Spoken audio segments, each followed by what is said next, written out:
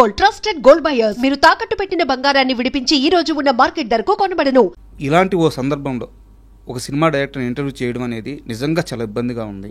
ఎందుకంటే ఒక డైరెక్టర్ అనిపించుకోవాలంటే ఎన్ని కష్టాలు దాటాలో, ఎన్ని బాధలు దాటాలో, ఎంతమందిని ఒప్పించాలో నాకు తెలుసు. నిజంగా రియల్లీ సారీ. అంటే నా సైడ్ నుంచి సారీ, ఎందుకంటే నేను ఒక సినిమా ఇమ్మని కాబట్టి సారీ చెప్తున్నాను. అండ్ ఇంకో వైపు ఏంటంటే మిమ్మల్ని ఇంత గర్వంగా మిమ్మల్ని నేను పిలవడానికి కారణం ఏంటంటే ఐ డ్రీమ్ అనేది ఎప్పుడూ కూడా ఇలాంటి కాంట్రవర్షియల్ మీద వ్యూస్ తెచ్చుకోవాలని చూడరు.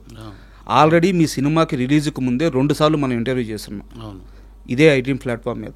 అంటే ఒక చిన్న సినిమాని బతికించాలని ఎప్పుడు కూడా ఐ డ్రీమ్ ముందు ఉంటుంది. అలాంటి ఓ చిన్న సినిమాకి కష్టం వచ్చింది కాబట్టే ఈరోజు మిమ్మల్ని పిలవడం కానీ అసలు ఏం జరిగింది కానీ తెలుసుకోవాలని ఒక ప్రయత్నం అనమాట. ఈ ప్రయత్నంలో మీరు మనస్ఫూర్తిగా అన్ని నిజాలు చెప్పాలని నేను కోరుకుంటున్నాను. చెప్తారా? 100% చెప్తాను. అసలు ఎందుకు కొట్టుకున్నావు సార్ చెప్తా? చెప్తూ కొట్టుకోవడానికి రీజన్ వచ్చేసి కొంచెం నేనేంటంటే థియేటర్కి వెళ్ళాను. మీకు ఆల్రెడీ తెలిసిందే, అది ఒక 8 మంది ఉన్నారు. అది ఎక్కడ డెప్షీట్ పడుతుందని నేను ఒక 2 టికెట్లు కొనుక్కున్నాను. సినిమా చూశాను. సినిమా అయిన తర్వాత నేను డైరెక్టర్ అని చెప్పకుండానే వాళ్ళకి ఇంటరాక్ట్ అయ్యాను. వాళ్ళ సినిమా చాలా బాగుంది అన్నారు. బాగుందన్న తర్వాత కూడా థియేటర్లో జనాలు లేరేంటి అంటే, జనాలు ఒక మినిమం 20% 30% వస్తే కదా టాక్ వెళ్తుంది అనేది క్వశ్చన్ ఉండిపోయింది. సరేలే అని చెప్పేసి అయిపోయింది. బాధగా కొంచెం బయటకు వెళ్తున్నా, పక్క స్క్రీన్లో సౌండ్స్ వస్తున్నాయి. ఇదేం సినిమా అని ఓపెన్ చేసి చూశాను. అందులో ఒక మలయాళం డబ్బింగ్ సినిమా అవుతుంది. దానికి ఆల్మోస్ట్ 80 to 90% ఆక్యుపెన్సీ ఉంది. సో నాకు చాలా బాధ అనిపించింది. నేను ఎక్కడ మేకింగ్లో తగ్గలేదు, క్యారెక్టరైజేషన్స్లో తగ్గలేదు, ఆర్టిస్టుల్లో తగ్గలేదు. ఇంత బాగా కథ తీసుకెళ్ళాను కదా, ఎందుకు నా సినిమాకి రాలేదు అనే క్వశ్చన్ నాలోనే వచ్చేసింది. అప్పుడే మా ఆవిడ కాల్ చేసింది, నేను సినిమా థియేటర్లో ఉన్నాను అని అంటే, నేను ఇంటికి వచ్చేస్తున్నాను అని అంటే ఆమె భయపడి వచ్చేసింది ఇంటికి. నేను ఇంటికి వెళ్ళేసరికి ఆమె ఉంది.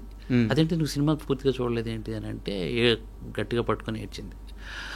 వచ్చేసరికి నేను చాలా అంటే నేనే బాధపడ్డం కాకుండా వీళ్ళని కూడా బాధ పెట్టేస్తున్నానా అని భయం పుట్టుకుంది.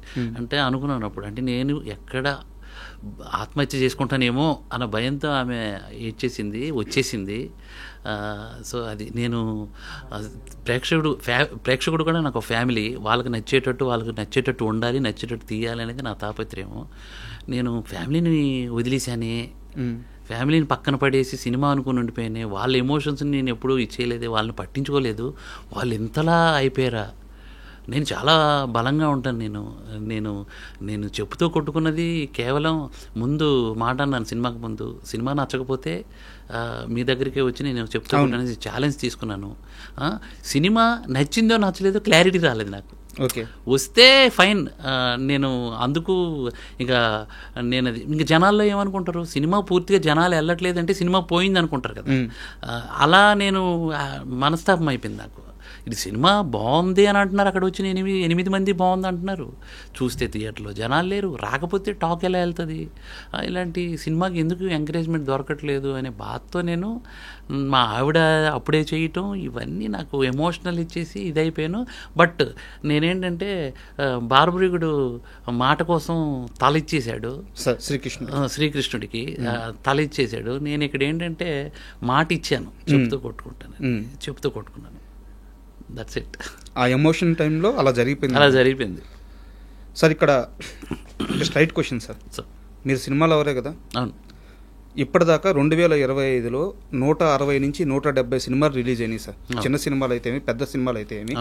నేను చెప్పేది ప్రాపర్గా థియేటర్కల్ రిలీజ్ జరిగినవి. ఒక 10 థియేటర్లో 15 థియేటర్లో రిలీజ్ అయిన సినిమాలు ఇంకో 50-60 ఉండొచ్చు. ఒక సినిమా లవర్గా ఈ సంవత్సరంలో మీరెన్ని సినిమాలు చూశారు సార్?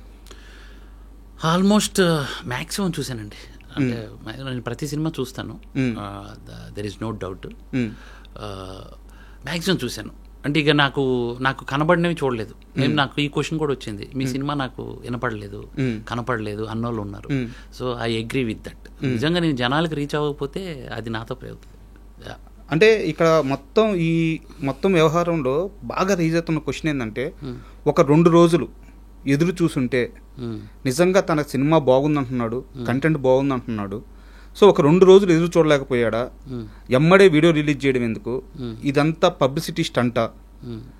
ఆడియన్స్ని థియేటర్కి తెప్పడానికి ఈ ఎమోషన్గా ప్రేక్షకుల్ని ఎమోషనలైజ్ చేసి ఒక పబ్లిసిటీ స్టంట్ ప్లే చేసాడా అని ఒక క్వశ్చన్ రైజ్ అవుతుంది.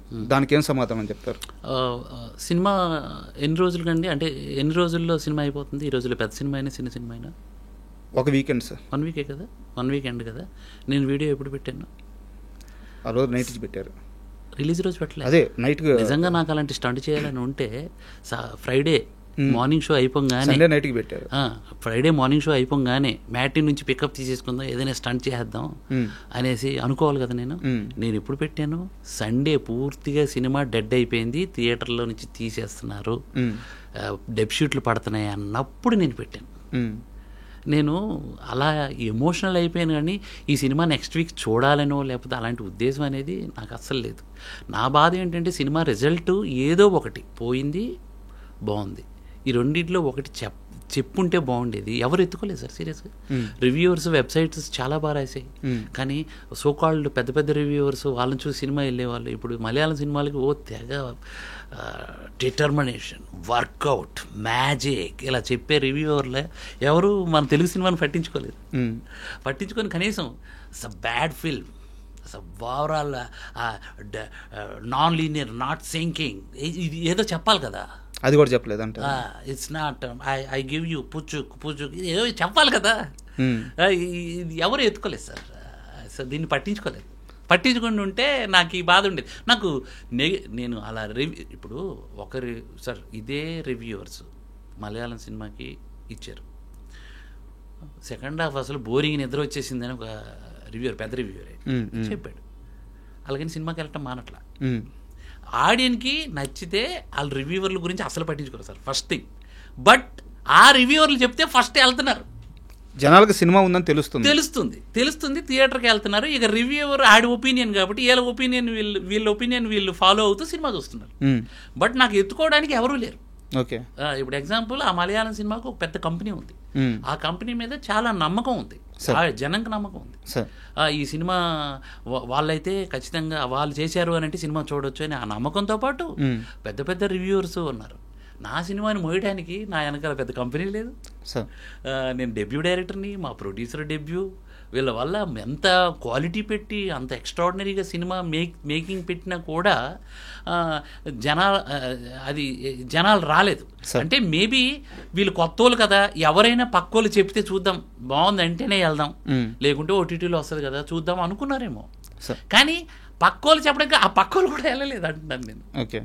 ఆ ఒక్కరైనా వెళ్తే ఇంకొకరికి చెప్తారు కదా అనేది నా మెయిన్ ఇది. And for more videos, please subscribe to iDream. Please subscribe to iDream. Please subscribe iDream. And please subscribe to iDream.